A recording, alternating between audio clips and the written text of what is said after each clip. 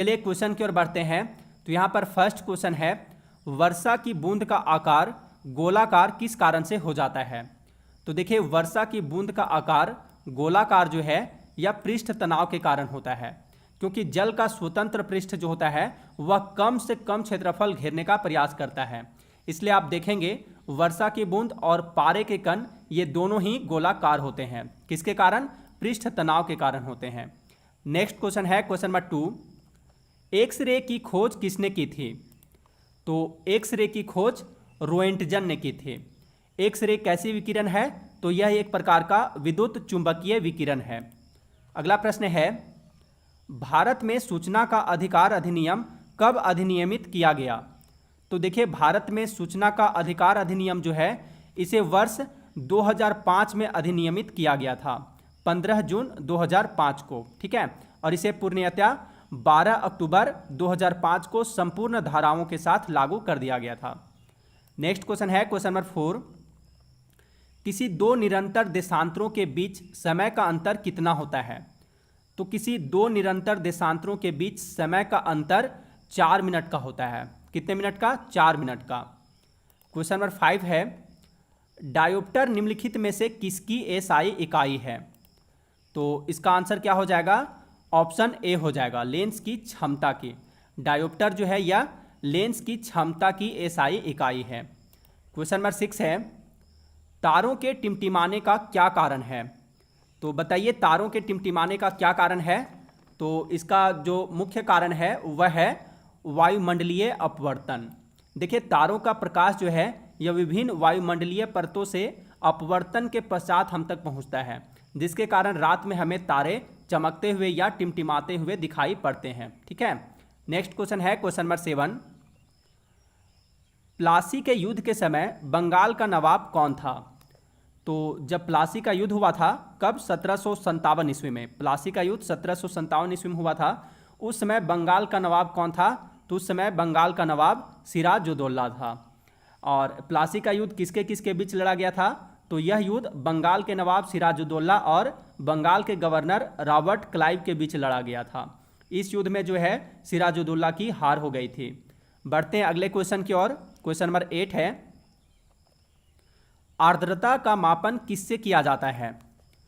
तो देखिए वायुमंडल में उपस्थित आर्द्रता मापने के लिए हाइग्रोमीटर नामक यंत्र का प्रयोग किया जाता है, ठीक है। आर्द्रता का मापन किससे किया जाता है? हाइग्रोमीटर नामक यंत्र से किया जाता है। और ये है हाइड्रोमीटर। हाइड्रोमीटर से क्या मापा जाता है? तो हाइड्रोमीटर से जल का आपेक्षिक घनत्व मापा जाता है।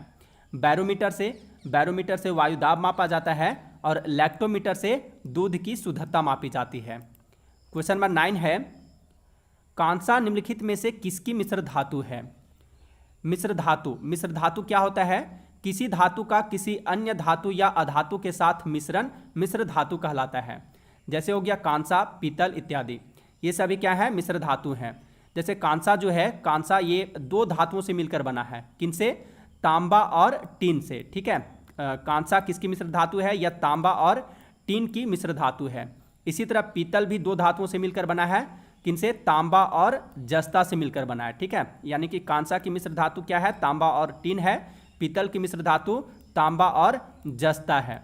देखिए कभी कभी ऑप्शन में इन सभी का संकेत लिखा हुआ रहता है, तो आपको इन सभी का संकेत भी पता होना चाहिए, तभी आप आंसर कर पाएंगे। तो तांबा का संकेत क्या होता है?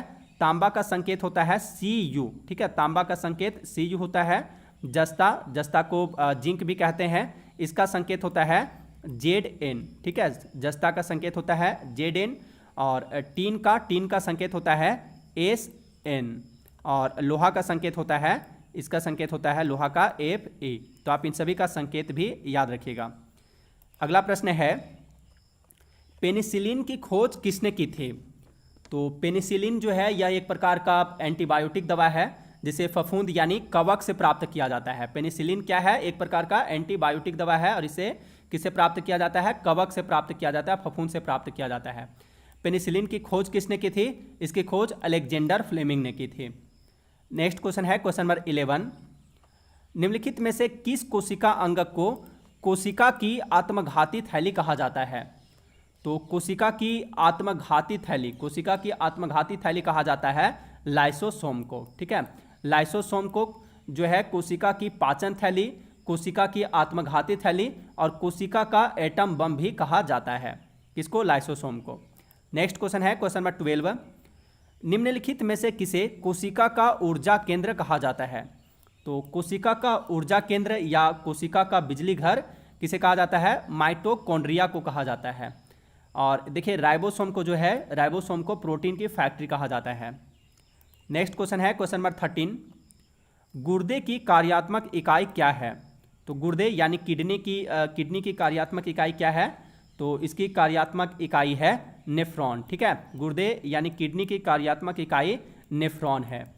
और न्यूरॉन जो है यह किसकी कार्यात्मक इकाई है? यह तंत्रिका ऊतक की कार्यात्मक इकाई है। अगला प्रश्न है, एवोगाद्रो संख्या का मान कितना होता है? देखिए किसी तत्व के 1 ग्राम परमाणु यानी 1 मोल में उपस्थित परमाणुओं की संख्या 6.022 इंटू 10⁻23 होती है और इसी संख्या को जो है एवोगाद्रो संख्या कहते हैं। इसे n से सूचित किया जाता है। तो एवोगाद्रो संख्या का मान कितना होता है?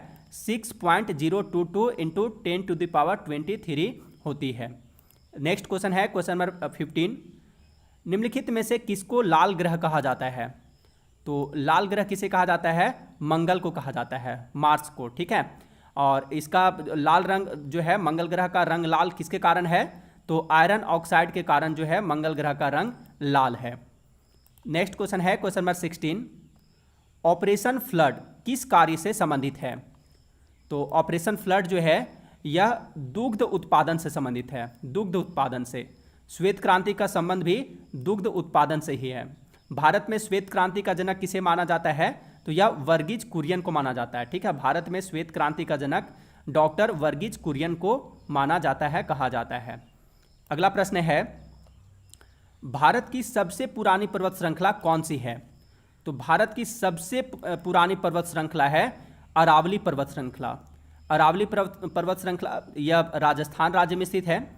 अरावली पर्वत श्रृंखला की सबसे ऊंची चोटी जो कि माउंट आबू पर स्थित है, जिसका नाम है गुरु शिखर। ठीक है, तो अरावली पर्वत श्रृंखला की सबसे ऊंची चोटी का क्या नाम है?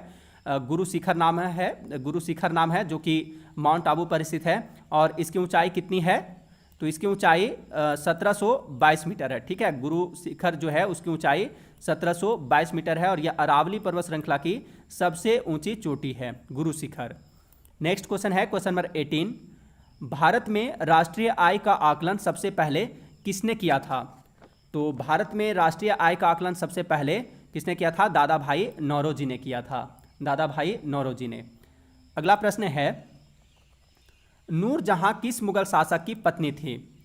नूरजहां जो थी वह मुगल शासक जहांगीर की पत्नी थी। नूरजहां का वास्तविक नाम क्या था? यह क्वेश्चन एग्जाम में कई बार पूछा गया है।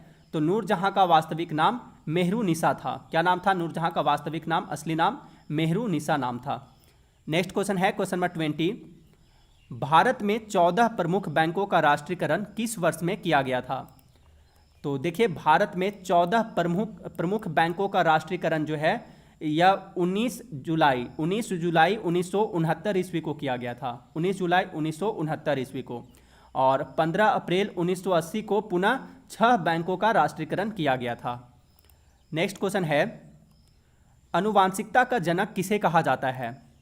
तो आनुवांशिकता का जनक, फादर ऑफ जेनेटिक्स किसे कहा जाता है? तो वह कहा जाता है ग्रेगर जोहान मेंडल को। ठीक है, आनुवांशिकता का जनक ग्रेगर जोहान मेंडल को कहा जाता है।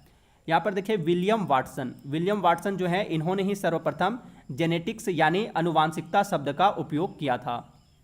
नेक्स्ट क्वेश्चन है, निम्नलिखित में से किसको आरबीसी का कब्रिस्तान कहा जाता है? आरबीसी का कब्रिस्तान यानी रेड ब्लड सेल्स का कब्रिस्तान किसे कहा जाता है? प्लीहा को कहा जाता है। ठीक है, प्लीहा को तिल्ली भी कहते हैं और इसे इंग्लिश में स्प्लीन कहते हैं। नेक्स्ट क्वेश्चन है क्वेश्चन नंबर 23, मोनाजाइट बालू में निम्न में से कौन सा खनिज पाया जाता है? तो मोनाजाइट बालू में जो है कौन सा खनिज पाया जाता है? थोरियम पाया जाता है। मोनाजाइट रेत में थोरियम पाया जाता है। क्वेश्चन नंबर 24 है, भोपाल गैस त्रासदी किस गैस के कारण घटी थी?